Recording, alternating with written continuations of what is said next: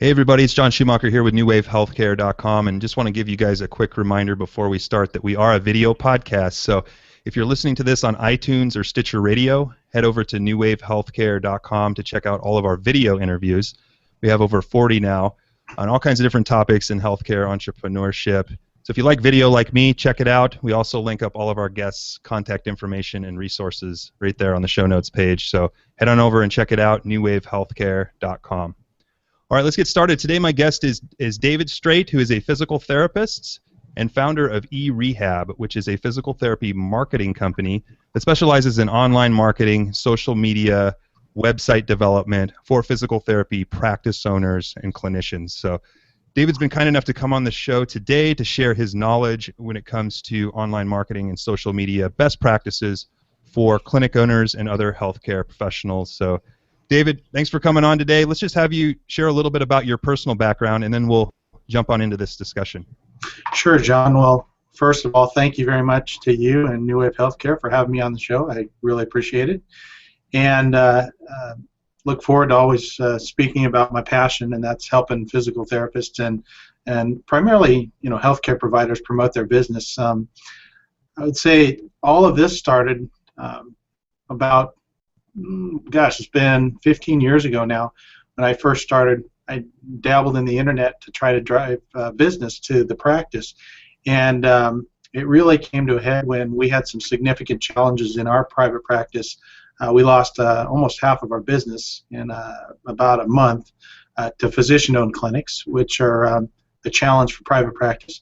And so we had to get real good at online marketing, and I've been doing advertising, pay-per-click ads when it was GoTo and Overture, and then it was Google. They came on the scene. And then what I found is nobody was helping private practice really promote themselves online. So we started a company. I found a great partner who had a lot of experience in online marketing as well. And we started a company to help private practices mainly create websites and email newsletters and such, and it's just evolved from there. Right, absolutely. So yeah, you've been doing this a long time. You've seen a lot. So what are a couple of your, as a lot of our listeners and viewers are probably clinic owners and people like that, what are a couple of your favorite, most effective strategies that you use with your clients to get more clients in the door and improve their online marketing? Sure. Well, the first thing that I discuss with them is, you're probably familiar with Dan Kennedy, and I think Dan Kennedy really describes a very good way to market your business, and that's you look at the market that you're going after, that you want to serve, your message that you're going to provide them, as well as the media that you're going to use to reach out to that market. So physical therapy marketing or the physical therapy market is primarily referral based, and while we've had direct access in many states for quite some time, and the profession's in transition where we're starting to become autonomous, we've classically been a referral-based business. So as a referral-based business, your market is typically referred by physician, friend, or family member. And as such, you want to make sure that you craft your message to reach out to them in that way and use the proper media. So, of course, the ways that I describe it are, you got to have a website, and I really describe that as being the hub of your marketing, or the center of the wheel, so to speak. And then there's any number of spokes that go with that wheel to help build your brand in your local community and help reinforce those referrals. And along those lines, there's a couple different ways that you can market. You can do what's called outbound marketing to try to get people into a funnel, so to speak. And then you can do inbound marketing, or you can be present and be the expert when people are looking for you. And because physical therapy is primarily a referral-based business, people are looking for a PT practice either by name primarily, and when we look at web stats, we see that almost all of the search phrases are for, and even before Google hid them in October of 2013, what we found is that almost all of the searches were for business name. And so we want to make sure that the practice is on the search engines for their name, obviously. And then once they get to the website, they have a great experience, because once the patient gets to, or prospective patient or comparison shopper gets to the website, you're a service business, so they can't test drive you or try you on. So you want to make sure you make that great first impression, and your website's very easy to navigate. There's a clear funnel, so to speak, on the homepage describing why physical therapy, why you, and why now, and calls to action as well. So, can you for our viewers who may not be familiar with that term, could you break that down as far as having a funnel on their website? What is that? Because that's critical for them, right, to be capturing emails and contacts, right? So, can you describe that a little bit? Sure. So, if somebody, again, following the same concept of market, message, and media, somebody goes to your website and they go to your homepage, again, most people are going to be referred to you. So the question is why should they go to you? First of all, why should they choose physical therapy? Well, they've been referred, so they probably already have a good idea. So you would want to reinforce that. So once you reinforce that, why is it you? Why should they come to you? So one of the key things we like to suggest our clients put on the site is some sort of what's called social proof. And social proof is the concept now that people will have a similar experience as others have had, and you're using any number of means to provide that social proof, anywhere from ratings and reviews to testimonials to video. You like video, I love video too. I love video. Yeah, it's so powerful. And using different types of mediums to share with testimonials too. I just was on reviewing a website the other day from a physical therapist, and they did a really nice job of not only providing testimonials but also providing video testimonials, audio even, and text, attractive text with the pictures of people that were giving the testimonials. So I mean, I like video the best. I think video, people get to know, like, and trust you so much faster, which is really the goal, right? When people come to your website, sure, they want to know, like, and trust you and see you, and you're like, okay, this was a real person. They look nice. They're not mean and not a jerk or something. And then that's really right. That's really the basics of what, right? And then you give them a way to book an appointment or opt in, right? Is that?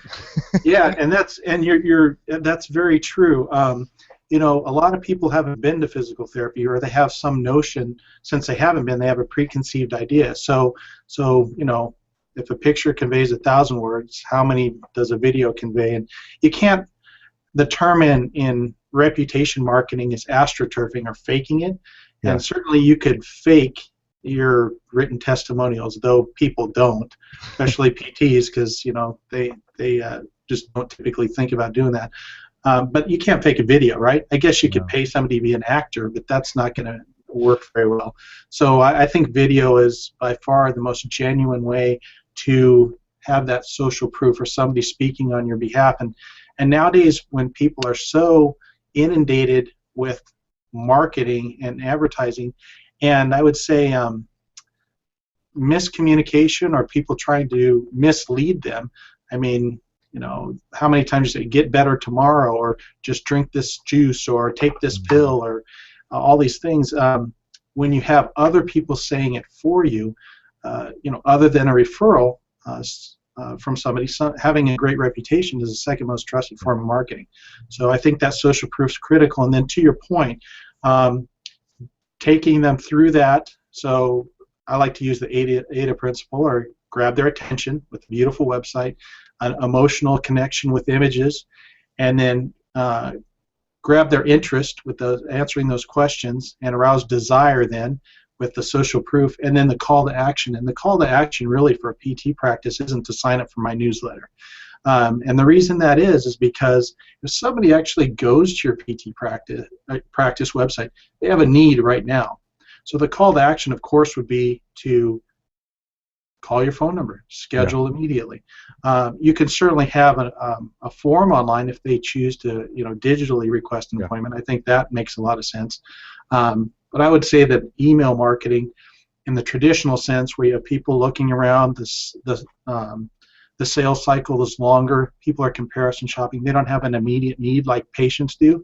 That would be a better use to build your list through having an online some sort of email capture form. Right. What we teach people is that once they come in the practice, then you want to build your list. And that, of course, that's one of the cornerstones of online marketing, is to build that big list, and that's what we encourage people to do. Okay. So your focus isn't on as much of, like, say, having an opt-in box, having an email autoresponder like Aweber or MailChimp, having someone opt in for that information. I mean, I would think that would still be valuable, though, right? I mean, offering a free report, having someone sign in, opt into your email list so that you can provide content for them, right, and provide value to them on an ongoing basis to keep you top of mind, next time. Or is that not as important in your opinion? In my opinion, it's not important. As a matter of fact, since my opinion doesn't mean that much, we always like to do things by the numbers. We tested it. Okay. So we created ebooks. We've had other people's ebooks on there, and nobody can really tell us that staying in front of people on a regular basis, if they haven't come in. Now, it's a totally different story if they've come into the practice, because then you've built that relationship with them. They have a better idea of understanding what you do. But curiously enough, what we found is that people, I have a good friend who does what you're talking about. He has people opt into his newsletter on his website. And then I did a presentation to about 100 people, and he was the guest speaker. And he said, well, I have this great newsletter on my website you can sign up for if you want to learn more about how I do my email marketing. And essentially, he asked, how many people have ever seen it? Half of the audience had raised their hand and had signed up for his email newsletter. So what we found is that the idea of having an email newsletter opt-in, if you've never been in, is just really a great way to connect with your competition, because they want to see what you're doing. Oh. But again, after the fact, once they come in, getting them on a newsletter, because you've already built that trust with them, and then reminding them while they're in the clinic, but then also with the regular monthly newsletter, is a great way to do it. We like to use the email in a transactional form. So before they come in, we welcome the patient to the practice. After they come in, we thank them. And you can automate that process and then give value before they come in, drive them to your location page, download their intake form, see what their first visit is going to be like, get their frequently asked questions answered, and then they come in for their first visit, and then you can thank them and deal with some of the common questions that patients have after their first visit as well, and then hit them with the autoresponder like you're talking about. Okay. Huh, that's interesting. Yeah, that's a good point. I would have never, because I would have thought that might have been helpful, but I guess you're studying it. It's less effective for a physical clinic, more effective, say, if that PT was an author or something else who were looking to sell books, information products, and other things like that. Absolutely. In the front door, it was less important. So. And again, it comes down to really understanding your audience. If somebody has a problem, what do they typically do? They go to their doctor, or they may hear that they have a problem and their neighbor says, or their family or friend says, you should go to this therapist. Okay, I got a problem. I'm in pain right now. I'm in pain, so I'm going to go to this website, find out what I need to do to get to this therapist. It's not sign up for an email newsletter and wait 3 weeks to get my next one. I just want my pain to go away, and then I hope I never see the therapist again, to be honest with you, because I have a need, I don't have a want. But like you said, when you can induce demand, or people are wanting to learn more, clarification, that kind of thing, I think a drip system, something like that, is critical. Obviously, it's proven to be useful in that sense. What do you think of cash-based models? I know that I've talked to several people and I've worked with a few clinics that are doing the cash-based model as far as attracting the general public.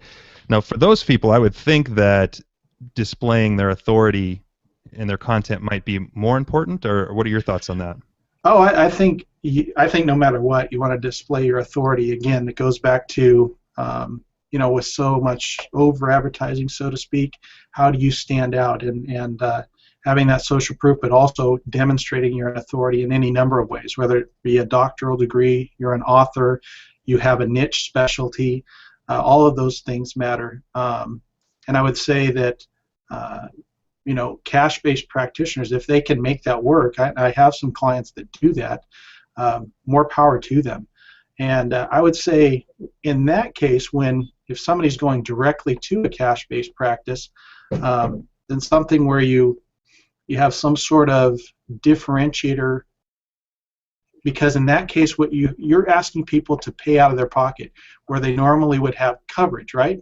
Yep. You're saying you want me to pull out my wallet and pay more money for physical therapy when I could go next door and pay. So how would you do that? Again, I wouldn't think it would make sense to do that over the course of 7 days and an email every time. But what if you had an opt-in form and you immediately gave them something, a get of value, like 7 mistakes that you don't want to make if you have hip pain. Yep. And then they put in their information, and then you can act on that immediately and say, did you get my book? And the auto response could be immediate. You should read this book. Here's the link, and then here's how you schedule. But I wouldn't consider that to be something you do over the course of weeks' time. Okay. But I think that might be a good way to do it, and I know other people that do that successfully. So. Okay. So as far as a website, then let's, I guess, boil it down. You before this call, you mentioned a few key pillars that you feel are the most important factors for a clinic owner. Can we start with the website then? I mean, we already talked about it a bit here, but I mean, what are some of the most important factors for a PT or any clinic owner really to have on their website? And should they outsource it? And can you give a couple of advices? Because I'm sure most PTs don't code or don't create websites. Yeah. Can you talk about those things briefly here? Yeah, so as far as some of the pillars for the website, making sure that it looks great because you're a service business, and people judge what they can't see based on what they can see. It loads quickly. It's easy to navigate. There's lots of visuals on there, good photos, and preferably their own photos rather than stock photos. People are kind of over the pretty girl with all the teeth, right? Right. She doesn't work there. She doesn't work. That's right. And then answering the questions that people would have when they're looking at your website, and that's why you, what makes you different? Do you take my insurance? Can I get an appointment when I want? Larry Benz from Evidence in Motion did a study on operationally what people want in a physical therapist, and they want an expert. They want clear instructions from their physicians or their physical therapist. They want to make sure that they are compassionate and caring and friendly. They want to make sure that they don't have to wait around for appointments. So operationally, those are the things that patients want in a PT practice. I think from a marketing standpoint, you can extrapolate that into your brand and how you convey that online. So I would consider those to be some of the critical things. And then the last thing, or one of the other things, clear calls to action, and then mobile optimized. Because what we're seeing now is that about 30% of the people that visit a PT website, 25 to 40%, are coming on a smartphone. A small percentage on a tablet. It really depends on the time of day. They tend to start off with their phones, and lunch on their desktop, and in the evening they're on their tablets. So making sure that you provide a optimal experience in all the different browsers too. Yeah. So that's Chrome, Firefox, Internet Explorer, Safari as well. So all of those things are critical as far as your web presence goes. So do you have any tips for that? I know your service E-Rehab.com does that for people. You guys create mobile responsive websites for clinic owners. Do you have any tips for people that are maybe trying to do that for the first time, other than come to your service, which might be the best option? But any tips on that? Because a lot of people aren't familiar with, when they're working with a designer, what they need to say. Well, I would have to say that given that for a new practitioner, that's what you're mentioning here. For a new practitioner, I couldn't recommend anything but outsourcing, and this is why. It's because it's very complex, and if you're opening a new practice, you need to be spending your time on other things. There's really two critical things that matter, and that's getting paid and getting people in the door. And in a lot of healthcare practices, it's clinical care first, and then a close second, or maybe it flip-flops, is getting paid, and then marketing tends to be maybe a distant third or fourth. Mm-hmm. And my saying is that all problems are solved with more customers. So if you can make that your top priority, but not have to take all the time to do it, at least when you're starting, just get your website, at least a website and a mobile optimized version to start with. And I think we do it extremely affordable. I'd look for somebody, if they weren't looking for us, look for somebody else that's affordable to do it, but has a decent track record and addresses those points that I said. Certainly, there are other people out there that do a good job like we do as well. But I wouldn't waste my time installing WordPress and trying to figure out how to make the pictures right and all that kind of stuff. It's just not a good use of a small business owner's time when they have many more things to consider to get their ducks in a row. They should be out selling. That's what they should be doing. Yeah. Don't be afraid to outsource. That's the key. I think we all, as small business owners, they all want to do everything themselves. But in this case, don't do it. You'll be frustrated. You'll be up late. It sucks. It really sucks trying to figure out learning WordPress for the first time and everything. It's not that fun. So, let's talk about search now. I mean, search is another way that a lot of these businesses are being found. People are just simply, even if, like you said, I think we talked before, even if someone knows the name of your clinic, they're going to still want to search you. Like, they're still, even if you get a referral to a doctor, they're still going to search for the doctor, because they want to read reviews and they want to know who this guy is first. So it's just it's just the time that we live in, is that everyone's going to go and search on Google for everybody. So can you talk about a little bit about some of the important things for clinic owners to be found, like on local SEO, like search engines and stuff like that, and some of the most important things they need to be aware of there? Sure. So you're spot on. What we found in one study I read, or survey I read, said that 87% of people, when they get a referral, so they already know the name of the business, they go online first, and I'm sure we all do it. I know I do. I'm sure you do. Even if you're going to go somewhere, you go check them out online. So what are they doing? They're looking at the website for contact information or to confirm what they have. They're also looking for ratings and reviews, or they might be looking for their social media. So, and in a healthcare practice, social media is they're not going to go look at your Facebook page first, right? They got knee pain, they want to be done with it. But nevertheless, that's important. So it's important for you to be on the search engines for your name, for sure. And if somebody is comparison shopping, they got a list of referrals from a list of potential practices from a referring physician.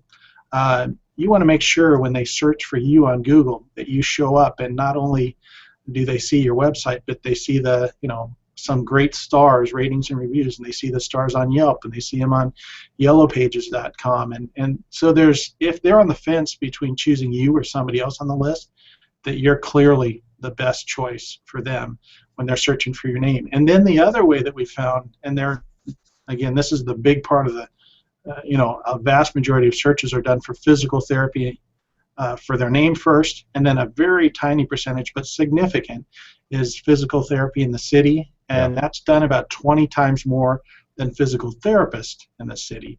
So you would want to show up on Google, getting what we see as about 70 to 75% of all searches come from Google. And then when you're there on a search results page, there's three options. You could do pay-per-click ads. Pay-per-click ads are typically not affordable for a clinic that's in network because the margins are so low. If you're out of network or cash-based, like you said, I think pay-per-click ads could be a very useful way to drive business to you.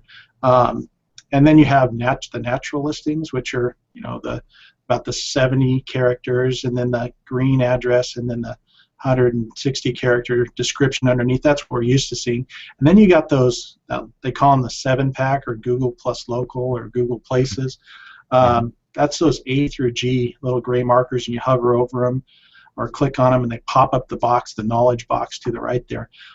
Those are local listings. So that's the third way that you could drive traffic to your website. And ideally you would like to get a natural listing and a local listing, and then have your reviews on Google. If you get 6 reviews or more, you'll get your little stars showing up too, the gold stars, and they stick out like a sore thumb. Yep.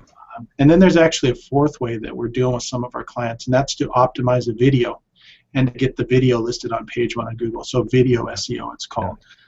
Yeah, and videos are excellent. They rank much easier than websites even, especially a YouTube video, right? Because Google tends to favor them, it seems like. So if you can Google likes itself, yeah. optimize a few YouTube videos, like a nice video about your clinic. I just saw somebody do that the other day with their practice, and it was very well done. And yeah, sure enough, when they typed their name in, there it was, and so it was their website and everything else. So as far as keywords, which I know some people might not be too familiar with, you want to have your clinic name, right? You want to have Sure.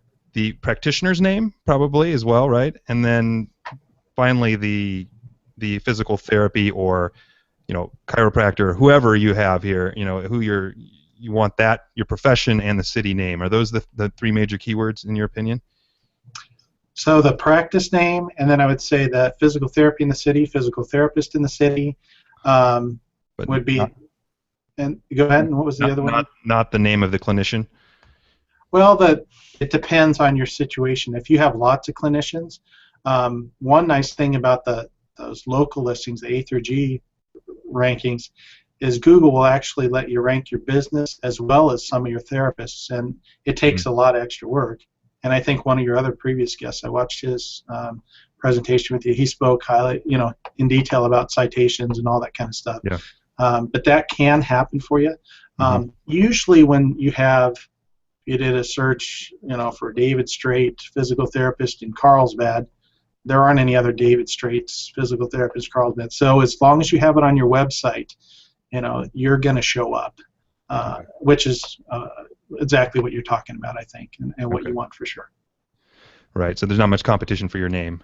There is for exactly. Unless you're John Smith. Yeah. Well, John Smith, you're like, crap, that's the hardest one to rank, Yeah. So you talked about some local search directories, which can take a lot of time. I know there's clinics, or excuse me, businesses that specialize in local search for things like that. I think that's the service you provide as well. Yeah. But yeah, as far as you have, I think Google changed it to now Google My Business. I think it's not Google Places anymore. Like I think Yahoo is gone now too. Yahoo Local and Bing Local. Yahoo uses Yelp, and it looks like Bing is. I've seen Bing pulling from reviews. We're talking about reviews. So Yahoo pulls Yelp reviews, and Bing pulls reviews from City Search and other places as well. So yeah, it's confusing. So would you recommend? I mean, obviously you want to fill these things out, right? I mean, these are really important, right, for like being found in search engines. I mean, if you don't have your Google My Business, or what it used to be called Google Places, and you're not coming up in maps, you're really missing out. So, I mean, do you recommend someone, again, outsource this? I mean, this can take a little bit of time to like learn, for one, and then go out and claim all of your spots and enroll others in reviews and stuff like that. How does a clinic owner manage that? So the first thing I would do, you're right. Okay, so we do this full time.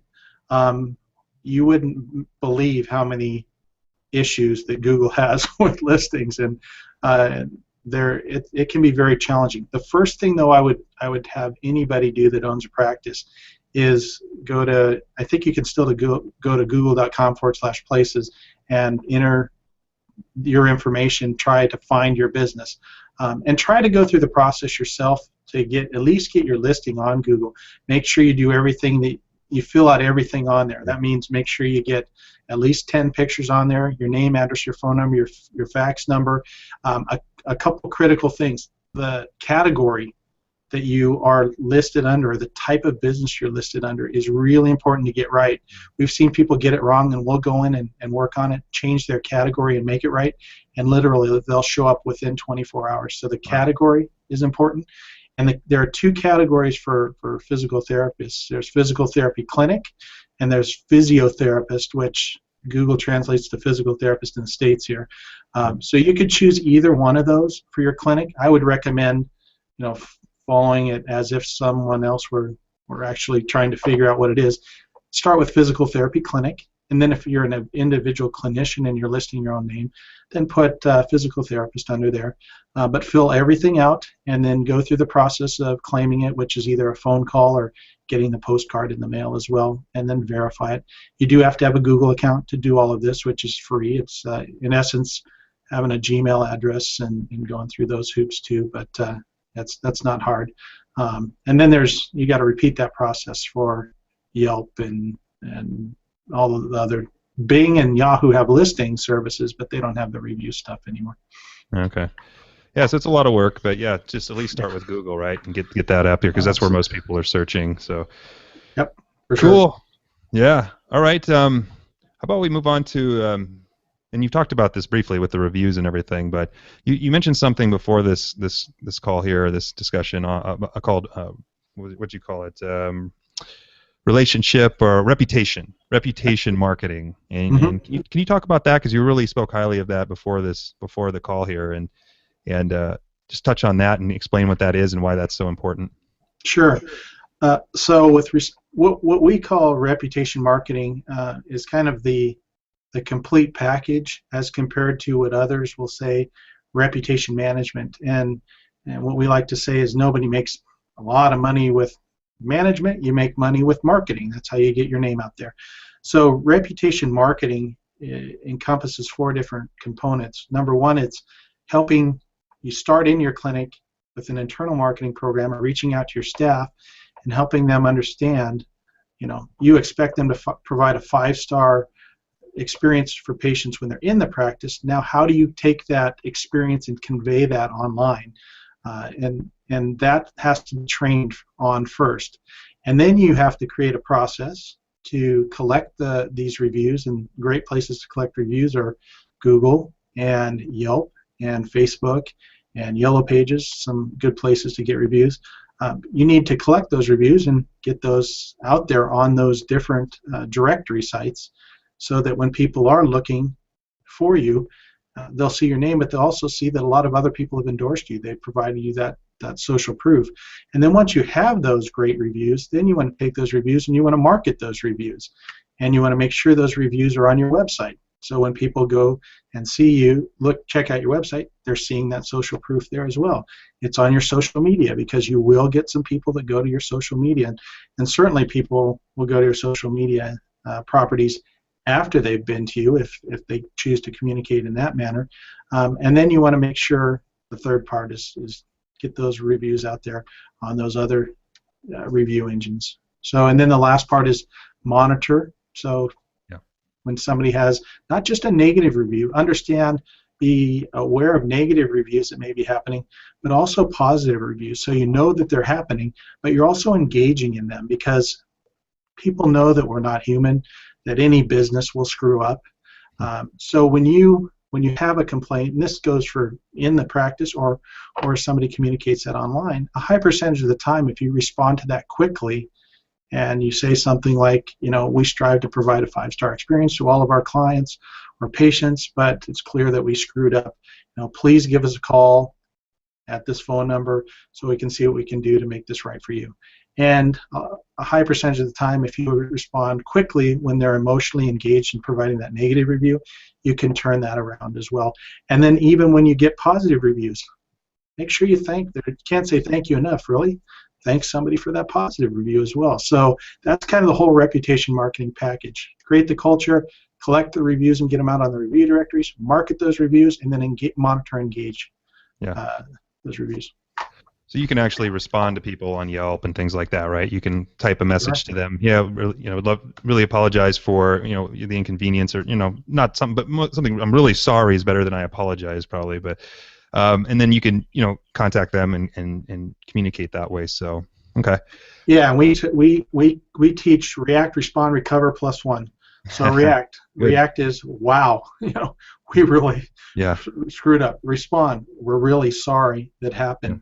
Recover, come back to us and we'll give you a free hoo-ha, and then +1 we'll make it right for you is the recover part, and then the +1 would be do something they don't expect. Go above and beyond. So react, recover, respond +1 is what we teach. Yeah, who could withhold or withstand a hoo-ha, man? They have to come back to that. So. I like that. That's good. What about reviews? I mean, how do you advise people to gather reviews?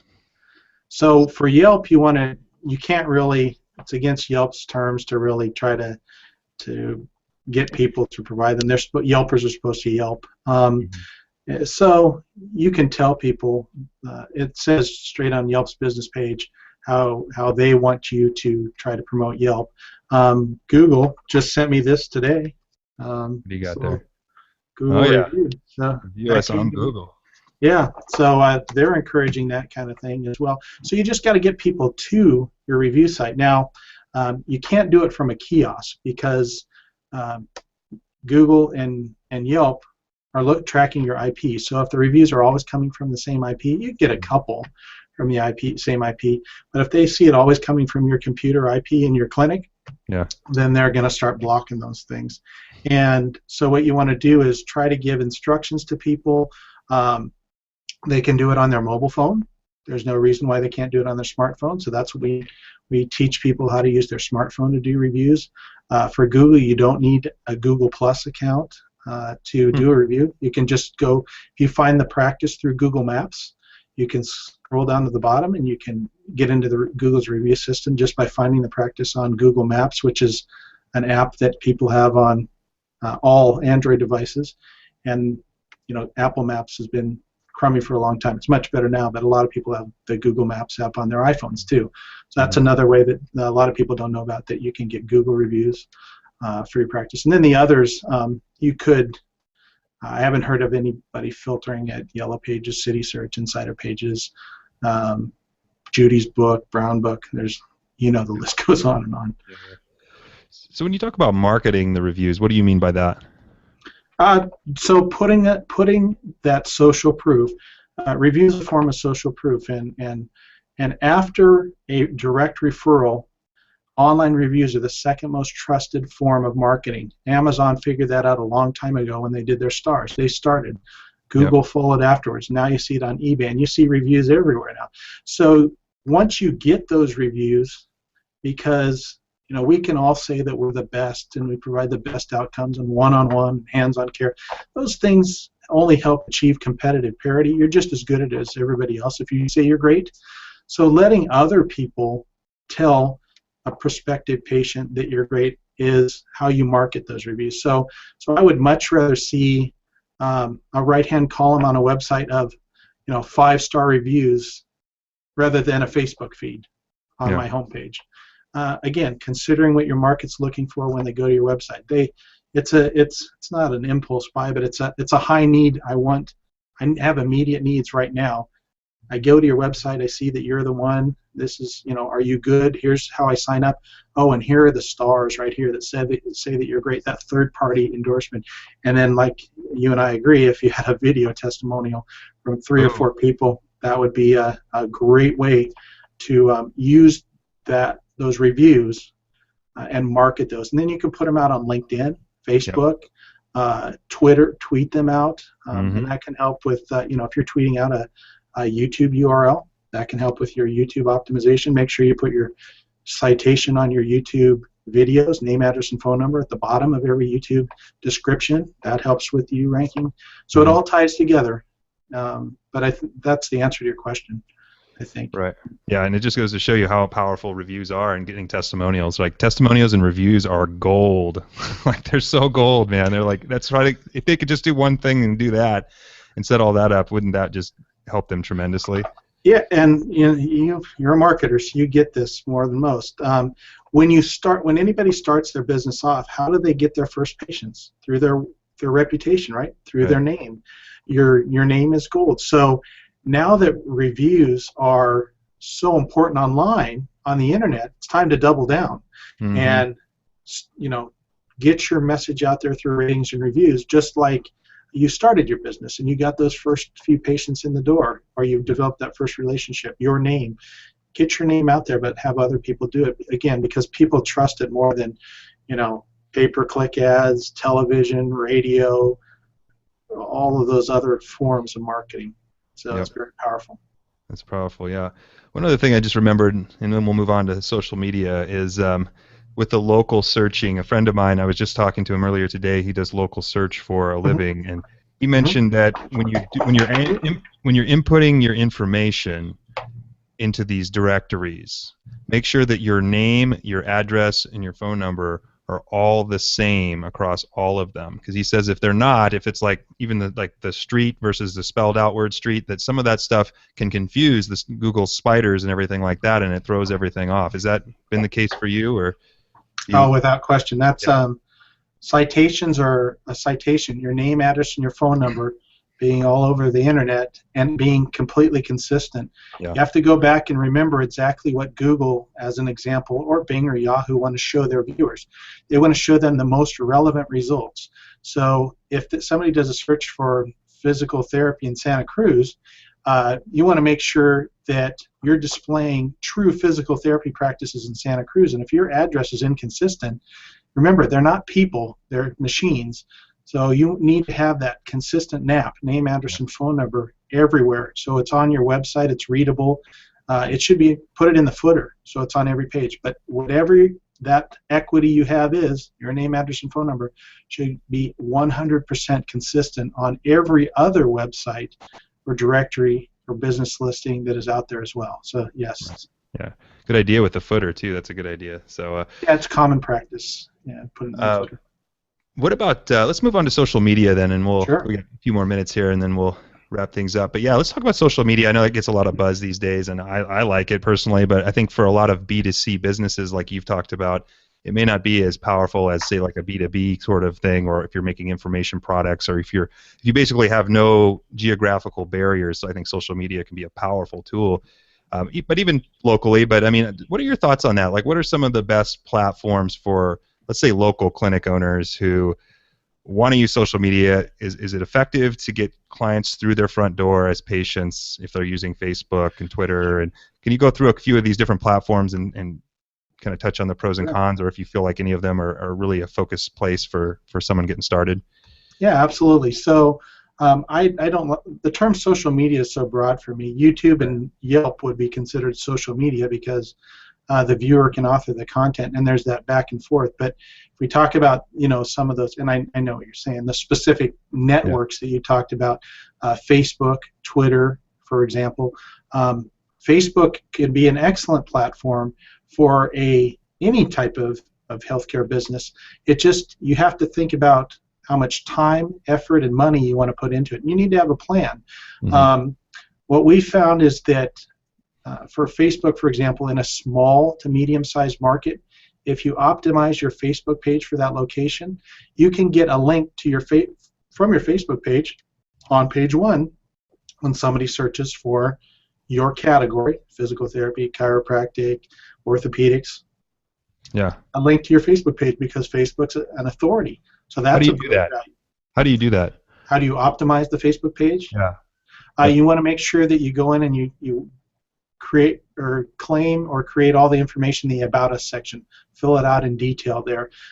If you have a bricks and mortar business, you want to make sure you choose local business when you're setting up your Facebook page, and then fill out all of your contact information in there. Very similar to, as you referenced, Google Places, where you have to fill out all that kind of contact information in there. And then you'll get a Facebook listing with a map and that kind of stuff in there. And that also tends to trigger the review system as well. And that review system, as we mentioned before, is powerful.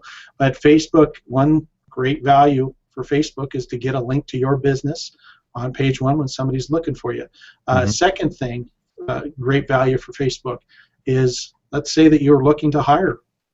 Well, what better way to communicate the culture in your business than through Facebook? Everybody's on Facebook nowadays, and Yep. if somebody's saying, should I go to that practice and work there, or should I go to yours?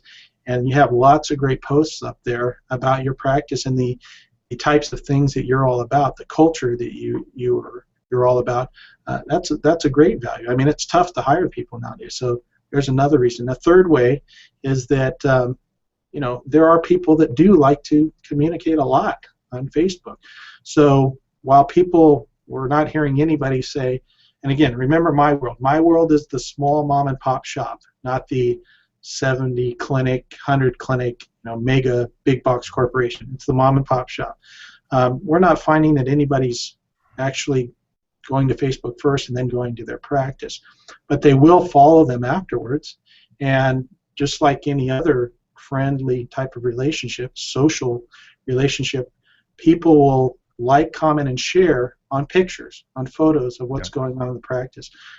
I've looked at literally several hundred Facebook pages in the PT market, and you don't get any, or again, don't let the tails make my decisions, you get no engagement on stories about healthcare. Matter of fact, if you do it wrong and you keep pushing out stuff about physical therapy when no one has that problem, what they're going to do is they're going to hide you in your news feed. So you got to be very selective about what you put up there. But you do get lots of good engagement with pictures and things that are going on in the practice. So my ideal Facebook strategy is to make sure that somebody is in charge of taking good pictures and showing them about behind the scenes type of culture that goes on there. And again, that's all outbound marketing. You're pushing that information out to people that happen to follow you. There are other ways that you can use Facebook more for wellness services to drive people in through a funnel, but that's I think beyond our discussion here. Right. So I think Facebook certainly has its place, and every practice should have a Facebook page. What about using Facebook ads, like an inexpensive ad, say like a daily budget of $5 to push out? Because Facebook ads allow you to laser target your advertising, and yeah, you don't want to be pushing out boring posts about certain things in healthcare, but I mean, you can push out posts or little advertisements that do engage people. I mean, pictures, entertaining pictures, kind of to humanize your brand a little bit, but. I mean, do you guys ever look at Facebook ads on a small budget for like a clinic, or is that just too much money, or are they just? Well, we've tried that before, and we just pushed out Facebook ads. We took them to a landing page. We had an audio spokesperson on the page, and it was set up as a landing page with multiple calls to action. They could actually fill out a form to get scheduled, or call to get scheduled, and we used tracking numbers. And we ran 3 different campaigns. We had 180,000 impressions, and we got 0 calls and 0 patients. Oh now, okay. What was that again? 108. There were 63,000 impressions. Uh-huh. There were, and then somewhere around 60,000 impressions. It was neck, back, and shoulder, because those are the 3 most common conditions PTC.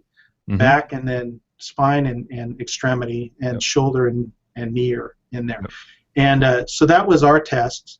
And I mean, maybe we didn't do it right, and that's always a possibility. So I think to your point, if you have your other bases covered, if you have a great website, you're mobile enabled, you're doing your email marketing, and you're all over the search engines, and you're getting ratings and reviews, which all of this stuff is low cost. It's more just takes work to do, labor to do.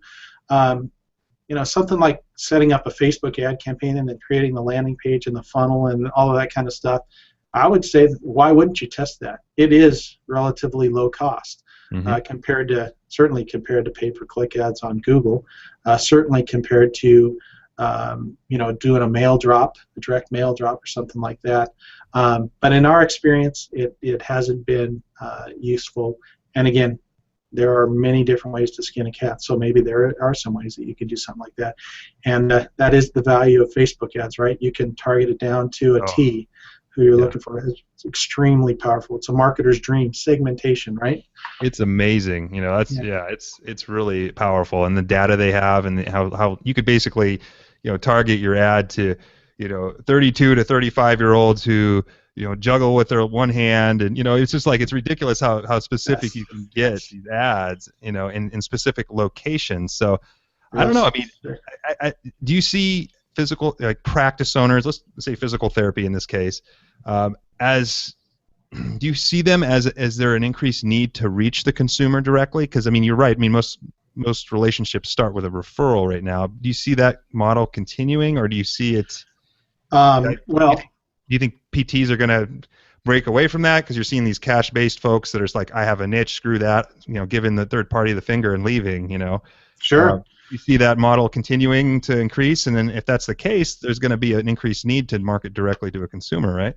Sure, and more third parties deserve to have the finger, but to your point, but I would say definitely we're in transition as a profession. We have been known as ancillary for, since our profession came into being in the early 1920s, and now we're becoming an autonomous profession that people know as a primary means of entry into the healthcare system.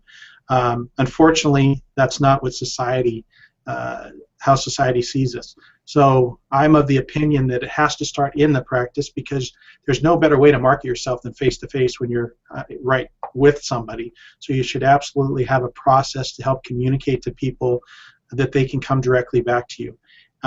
And then in some situations, I think that if you're in the right demographic, you might try to reach out to people directly, but they don't think of physical therapy first. So it's a long hill to climb, but it has to be climbed. And I think, again, in a lot of these markets on the coast, for example, they just don't have any extra money or time to dabble, So when you're in a cash-based practice and you're working off high margins and you can see maybe a fewer patients, why not try to do some of those things? But you really just got to build a whole brand around yourself. And it starts with your website, and it really starts with yourself and what you want to be known as, and what that need in the market is, and then having the confidence to do that. And really, I think more than anything else, it's having that confidence that you can accept patients that come directly into your practice, and that is, APTA's Vision 2020 is to be autonomous. So we're moving in that direction. I think we can get there, and gosh, there's all kinds of creative people out there that are doing really well with those kinds of things, and I'm glad they're doing it. Right, absolutely. What about Twitter? Is that at all important for practice owners that have a physical practice that are looking to get patients through their door? I would say that to get patients through their door, I would say not directly, but I think Twitter is one of the best platforms I've seen, period, to communicate with your peers and therefore learn how they're getting patients through their doors through other marketing means. Twitter's phenomenal as far as there's just some incredibly bright people online on Twitter that are conveying and using different creative means to get people in their doors. So I think everybody should be on Twitter that is a practice owner. And if they don't have time, again, comes back to my primary message is, first market, and then everything else will follow. And delegate something else so you can learn how to engage with your peers, people like you even on Twitter and Facebook, because that's the way you're going to grow, is if you find mentors and people that also can share ideas with you. And they're all over the place out there. Yeah, and Twitter has really the tweet chats and stuff like that. There's a lot of PT tweet chats out there. You could search for those, search for the hashtags, and there's certain conversations going on that are really help you network, like you said, with your peers.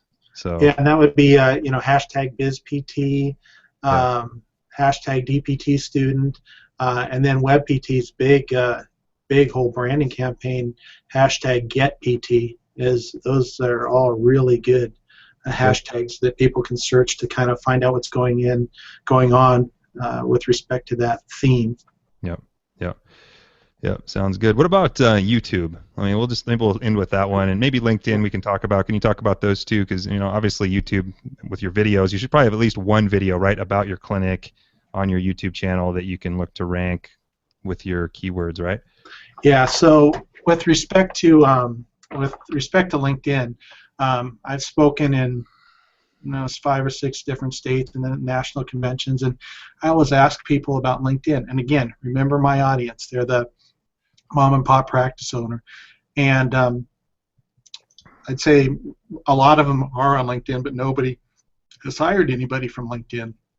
So the value in LinkedIn, again, to me, is that there are some really good groups on LinkedIn where you can learn about what's going on from your peers and some of the people that are out there communicating how to market your profession.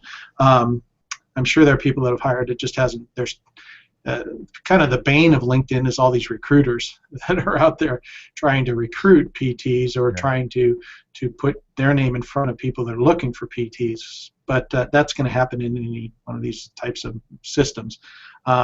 But LinkedIn has its place, probably similar to Twitter. But YouTube, also a social network, because you can comment, like, share all the videos, subscribe, all of those things that you would do on a social network. I think that a YouTube channel is one of those. It's one of the social networks that I would put above Facebook. I would put above Twitter if you're trying to market to get new patients in the door, because nowadays you can get video done for cheap. And then if you optimize it right, and here's the key to optimizing your YouTube video: make sure that you put the name of your practice in the. So every video has a name. Put the name of your video in there. Put in your description. Put your description of your practice in there. Put your, as we talked about before, your name, your business name, as it is everywhere else, your address, your phone number, and your web address in the description as well. And then tag it physical therapy, physical therapist, and the city you're in, and put a fourth tag on there that's the name of your business. Mm-hmm. Do those things, and chances are pretty good if you do that, that if, as long as your name isn't physical therapy services, which is just there's nothing unique about physical therapy services. But if it was, Dave Straight Physical Therapy, and I tag it and name it all those things, there isn't anybody out there like that. So my video is going to show up on Google, on the Google search result, and also on the, YouTube's the second most used search engine. Yep. So if somebody, not that anybody's going to search for your practice on YouTube, but you will rank #1 on YouTube as well. And you know this, I know this. There's no better way to communicate who you are other than face-to-face, but video online is tremendous. Yeah, absolutely. So at least get a YouTube account and make one video at least, and have it made nice video about your clinic or something, and who you are. And like David said, get your keywords like we talked about earlier, whether that's your clinic name. That probably is your clinic name, you said, right, is the most commonly searched. Yes. So make sure that's in the title, in the description with all of your contact information linked in. Link back to your website, tag it. And you can even put your keyword in annotations in the transcripts too. I've done that with some of my videos, and that's helped with some of their juice. Sure. You're supposed to put quotes, I guess, around the tags as well to help make it more search specific. Yeah, I mean you used to put quotes around the tags when you did it, but now they do it for you.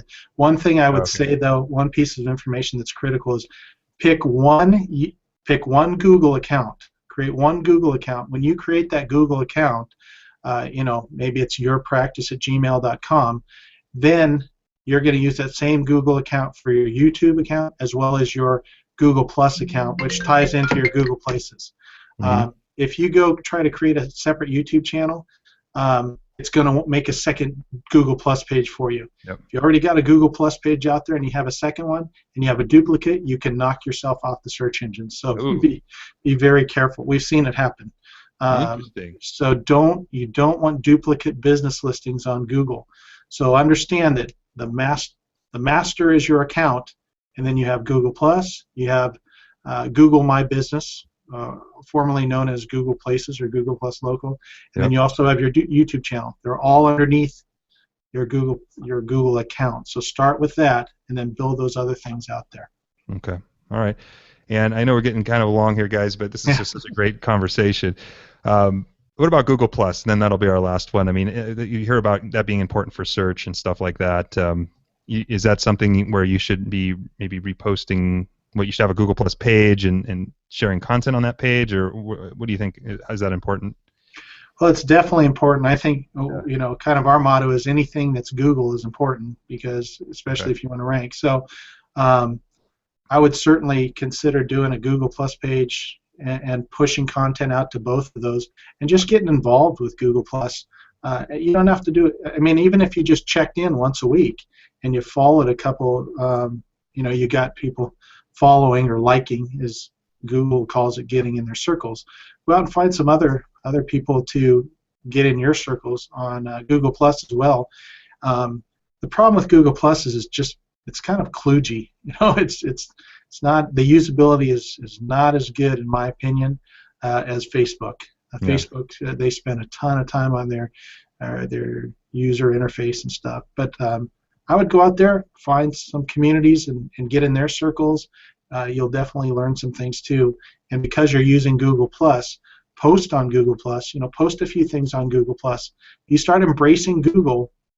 Their algorithm has a couple hundred different components to it. Posting on Google Plus, having your YouTube channel with your name, address, phone number, having a Google Places account or Google My Business complete, all of those things together, you won't have to pay, perhaps in a small market, somebody that charges good dollars to do this kind of stuff. So I would say embrace it all. There it is. There it is. All right. All right, David. Well, hey, thank you so much. That was so awesome, man. This is an awesome conversation. Every clinic owner or PT owner needs to grab this video because that was just a ton of information there.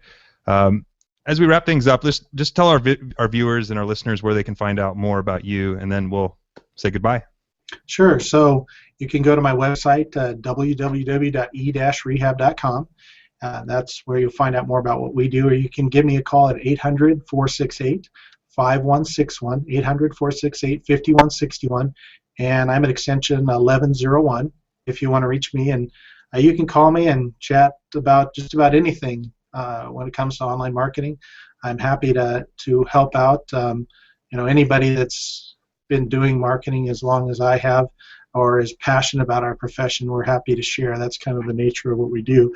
So give me a call if you have questions, or send me an email to dave@e-rehab.com, and I'm happy to help. And anybody that's listening to this, that's a loyal member or follower of John, I'm happy to extend a $300 discount off of our setup price too.